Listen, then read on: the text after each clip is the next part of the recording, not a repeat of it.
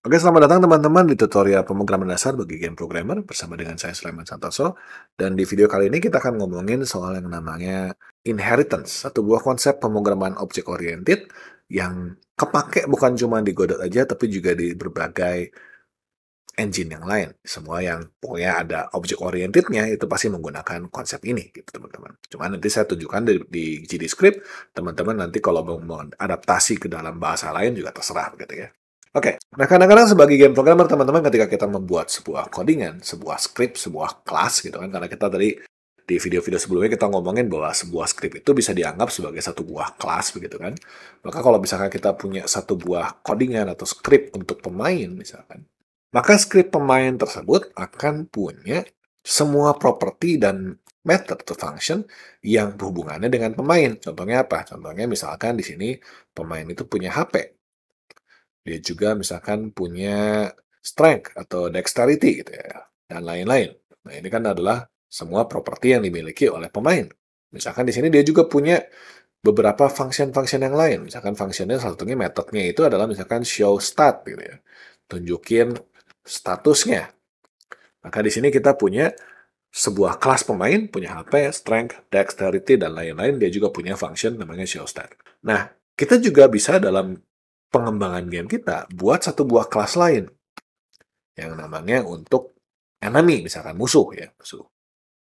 Tentunya di dalam kelas musuh kita juga punya beberapa properti-properti yang hubungannya sama dengan kelas musuh. Misalkan kayak HP punya misalkan di sini ada damage-nya misalkan DMG aja ya, saya tulis damage-nya. Dan dia juga misalkan punya function namanya show stat. Nah, teman-teman bisa lihat dari dua kelas ini aja, kita bisa punya dua buah kelas yang punya properti yang sama. Ada yang sama, ada yang beda tentunya ya. Dan juga bisa punya function yang sama. Dan kalau misalkan kita punya kelas ketiga nih, kelas ketiga ini misalkan untuk bosnya. Bos itu punya misalkan HP. Dan dia juga misalkan punya damage di sini. Nah, ada dua gitu ya. Dia juga punya function yang sama, yaitu show stat. Jadi teman-teman bisa lihat di dalam codingan kita ini, kadang-kadang ketika kita bikin script, ada aja codingan-codingan yang sama untuk beberapa kelas. Gitu kan ya? Nah, kalau kita tulis si function show stat ini, kalau isinya sama ya, kalau misalkan show stat ini isinya sama di pemain musuh dan bos, maka seharusnya kan efisiennya kan kita punya satu function bisa dipakai untuk semua, harusnya gitu kan. Tapi kalau kita bikinnya seperti ini, maka di setiap kelas kita harus punya function show stat. Dan kita juga punya sebuah variabel HP di setiap script, di pemain ada, di musuh ada, di bos juga ada, begitu ya. Jadi gimana caranya supaya codingan kita ini bisa jadi lebih efisien? Nah, caranya teman-teman adalah kita punya satu buah kelas lagi, yang isinya itu adalah segala sesuatu yang sama dengan kelas-kelas ini. Jadi misalkan di sini kan kita punya HP semuanya sama ya. Pemain punya HP, musuh punya HP, bos punya HP. Maka kita bisa pasang di sini HP dan kita punya juga function yang sama yaitu show stat. Dan kita bisa bilang bahwa ini itu adalah suatu kelas namanya karakter. Dan kita bisa bilang bahwa pemain, musuh, dan bos itu adalah kelas yang adalah turunan dari karakter. Jadi seakan-akan kita memindahkan semua codingan yang sama ke dalam satu kelas yang atas ini. Nah, ini disebut sebagai namanya inheritance atau turunan. Atau kalau saya sebut bahasa Indonesianya warisan gitu ya.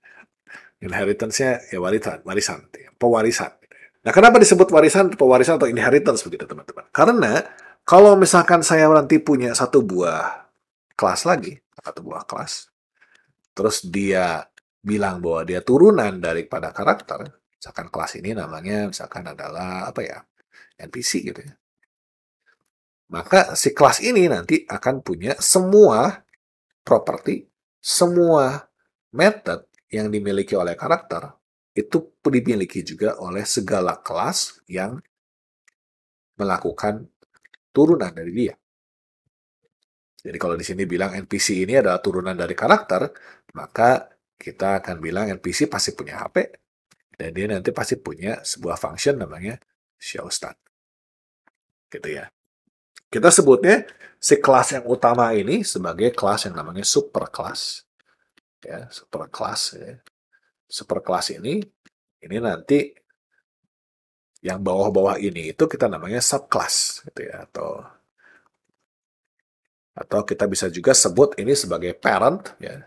Ini orang tuanya dan kita sebut ini sebagai child-nya, anaknya. Itu banyak-banyak terminologinya begitu. Ada yang bilang ini sebagai superclass, ada yang bilang itu sebagai parent dan lain-lain. Tapi intinya sih sama semua begitu ya. Enaknya sih kalau misalnya seperti ini kita lihat aja dalam bentuk codingan ya teman-teman ya. Jadi kita akan lihat aja ingat-ingat teman-teman tentang gambar ini, teman-teman bisa balik lagi nanti kalau misalnya lupa gitu ya. Tapi kita akan coba membuat codingan ini dalam GD script-nya kayak gimana begitu ya. Kita coba yuk. Teman-teman di sini saya akan bikin satu buah script baru. Satu buah script baru kita akan sebut script ini sebagai pemain dulu. Pemain.gd. Nah, kita akan melakukan langkahnya dari langkah yang pertama dulu ya. Jadi kita akan coba dulu tanpa inheritance, lalu kita akan tunjukkan setelah ada inheritance gitu ya. Jadi tanpa dulu baru setelah ada inheritance. Oke. Nah, sekarang kita akan hapus dulu extend node-nya. Kita akan bilang bahwa ini itu class name-nya adalah pemain. Class name pemain punya variabel namanya HP. Dia juga punya, misalkan di sini saya punya damage aja ya, biar sama ya, daerah damage. Dan kita punya sebuah function namanya showStart. Di mana showStart ini nanti akan ngeprint HP di string ya. Lalu kita akan kasih dia damage-nya berapa. Oke, jadi kita punya function yang simpel aja, pemain, HP, damage, dan showStart. Ini adalah kelas pemain saya. Nah, kalau kita punya kelas yang kedua, kita bikin lagi sebuah script baru, namanya musuh. Nah, kita bisa copy dari yang punya pemain ke dalam si musuh. Untuk membedakan mungkin ini kita ganti jadi musuh ya. Untuk membedakannya mungkin yang pemain ini akan saya tambahkan dengan dia punya variabel lain, misalkan MP. Jadi pemain punya HP MP, sedangkan si musuh tidak punya, cuma HP dan damage aja. Tapi fungsinya sama. Show start-nya ada yang ini, ada juga yang ini gitu ya. Nah, ini cukup dua dulu aja teman-teman. Kita mulai dari dua dulu aja. Nah, ini adalah codingan yang kita punya kalau kita belum menggunakan yang namanya inheritance. Jadi kita punya di sini kelas name pemain, kita punya di sini kelas name musuh, pada HP ada damage, ada show start, di pemain ada HP, ada MP, ada damage, ada show start. Jadi masing-masing kelas punya fungsinya sendiri, masing-masing kelas punya propertinya sendiri. Nah, kalau saya punya satu kelas utama, super kelas, gimana jadinya? Nah, sekarang saya akan bikin lagi sebuah script baru, namanya karakter.gd ya, karakter.gd ini di sini saya hapus juga, dia punya class name karakter gitu ya. Nah, karakter.gd ini punya variabel HP, punya variabel damage, punya juga function yang sama tadi showStart. Oke, function showStart ini kita copy aja deh yang si pemain ya. Isinya begini loh. Ya, kita pindah ke sini. Oke. Nah, kita punya seperti ini. Nah, sekarang di pemain, teman-teman, kita nggak perlu lagi punya HP, damage, dan showStart. Ya. Tapi supaya dia bisa connect sama superclass-nya, kalau kita bisa bilang bahwa pemain ini adalah turunan daripada si karakter ini, maka kita bisa bilang bahwa ini itu adalah extends dari karakter. Maka kita bisa buang HP-nya, kita bisa buang damage-nya, kita bisa buang show start-nya. Jadi sekarang teman-teman kita punya kelas pemain yang punya HP, punya MP, punya damage, punya show start, tapi nggak perlu saya tulis di sini. Karena dia sudah extend dari karakter. Nah, ini saya tunjukin dulu penggunaannya teman-teman di dalam codingan kita ya, di dalam codingan yang utama kita ini on button press ini ya teman-teman ya. Kalau kita pengen bikin sebuah pemain, maka kita bisa bilang var p adalah pemain.new. Itu kan. Kita bisa bilang si P ini titik HP-nya diisi misalkan 100, kita bisa bilang P titik damage diisi 25, kita bisa panggil P titik show start. Gitu ya. Kalau kita pengen bikin musuh, kita juga melakukan hal yang sama. Kalau kita pengen bikin musuh, var m, misalkan musuh adalah musuh titik new. Musuh juga punya HP, misalkan 2000. Kita punya damage juga, misalkan 25. Kita bisa bilang musuh juga bisa panggil show start.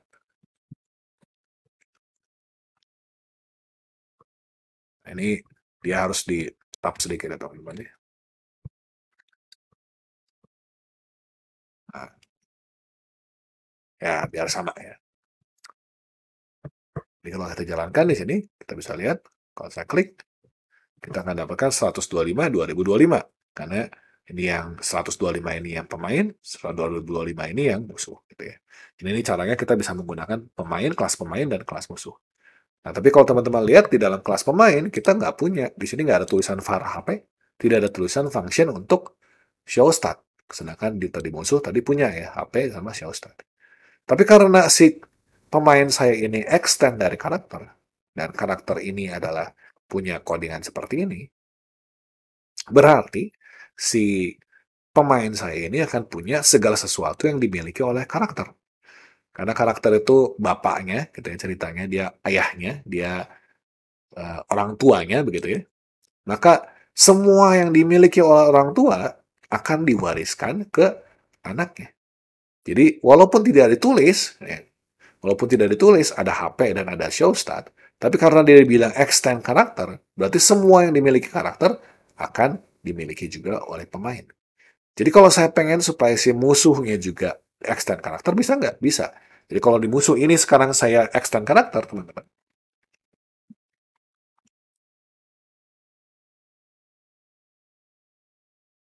Nah, saya nggak perlu lagi punya apapun di dalam musuh. Karena di sini, si musuh ini, semua codingan yang ada di musuh sudah ada di karakter. Jadi kalau gitu saya nggak perlu coding lagi, malah saya tinggal punya musuh seperti ini dan pemain seperti ini. Ini meningkat sekali, mempermudah sekali untuk codingan kita begitu ya. Jadi lebih simpel dan lebih sederhana. Dan teman-teman asiknya lagi, bagusnya lagi adalah kalau kita ngubah segala sesuatu yang di karakter ini, misalkan kita tambahkan di dalam karakter ini, misalkan kita punya variabel function lagi, misalkan function baru, return damage lagi. Kita bisa return str damage. Misalkan seperti ini. Kalau damage-nya DMG ya, DMG. Kita punya seperti ini, function return damage seperti ini. Maka teman-teman di sini, kita bisa panggil function ini di dalam si GDScript ini untuk pemain dan juga untuk musuh. Jadi kalau kita ngubah si codingan di karakter, karena pemain itu extend ke karakter dan musuh itu extend ke karakter, maka kita bisa panggil di sini return damage. Dan ini bisa kita pasang ke misalkan label 2 titik text. Nah, kita juga bisa pasang juga di sini label 2 titik text ditambah juga dengan m titik return damage. Karena kita ngubah si karakternya ini return damage, berarti sekarang kita bisa punya return damage untuk P dan M. Kita coba ya. Kalau saya jalankan, klik nih, kita akan punya hasil programnya 2525. Yang 25 ini adalah daripada si P, 25 ini daripada si M. Gitu ya.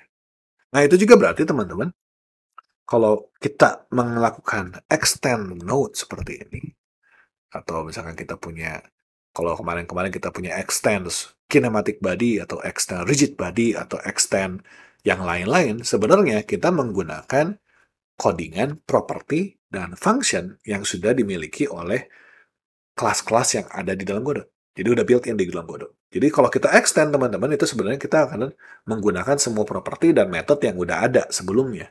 Gitu ya teman-teman. Jadi sebenarnya kalau kita pasang di sini, misalkan di dalam karakter kan begini tadinya ya. Kita bisa aja teman-teman pasang ini karakter ini sebagai sebuah extend dari misalkan Node 2D. Nah, kalau kita pasang dia extend Node 2D teman-teman, maka si karakter ini jadi nanti punya segala sesuatu yang dimiliki oleh Node 2D.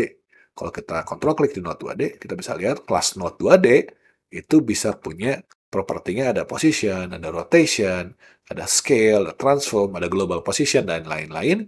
Maka kalau dia punya seperti ini, karena karakter extend Node 2D dan pemain extend karakter, ya, maka di dalam GDScript ini kita bisa set aja langsung p titik position sama dengan vektor 2. 10, 10 misalkan. Nah, gitu teman-teman ya. Jadi dengan menggunakan inheritance kita bisa menggunakan codingan-codingan yang ada sebelumnya gitu. Baik itu yang kita bikin sendiri, baik itu yang sudah disiapkan oleh orang lain. Jadi kalau orang lain sudah bikin codingan untuk sesuatu, misalkan untuk teman-teman pengen bikin lagi nih, ngelanjutin lagi codingan untuk button, misalnya kita pengen bikin button kita sendiri di dalam Godot, misalnya kita pengen tambahkan fungsionalitas lagi sendiri di dalam Godot. Misalkan kita pengen Node 2D-nya diubah-atik, bisa aja teman-teman, kita bisa bikin seperti itu. Tadi kan teman-teman saya udah pasang karakter GD saya ini extend Node 2D ya teman-teman ya. Nah sekarang kalau teman-teman lihat, kalau saya balik lagi ke scene di sini, kalau saya Ctrl A di sini, teman-teman, saya add node baru ya, teman-teman bisa lihat di di Node 2D teman-teman, kita akan punya di sini sebuah node baru yang namanya karakter. Yang kalau kita klik di sini, dia bisa musuh, dia bisa pemain. Nah, ini nanti kita akan bahas lebih lanjut lagi ya, teman-teman. Tapi di sini teman-teman bisa lihat bahwa kalau misalkan menggunakan extend, menggunakan inheritance, kita bisa bikin node kita sendiri, teman-teman. Kita bisa bikin node kita sendiri, dan dengan demikian kita bisa mengubah supaya Godot ini jadi lebih canggih lagi. Kita bisa tambahkan fitur kita sendiri ke dalam node-node yang sebenarnya sudah tersedia di dalam Godot seperti ini. Gitu ya. Jadi ini kalau lebih canggihnya lagi gitu ya, teman-teman ya. Oke, saya rasa cukup teman-teman untuk pengenalan tentang inheritance. Ya, nanti di video berikutnya kita akan lanjutkan lagi tentang inheritance ini, karena inheritance ini banyak aspeknya begitu ya teman-teman ya. Nah, semoga bermanfaat dan kita akan ketemu lagi di video-video berikutnya. Terima kasih banyak atas perhatiannya.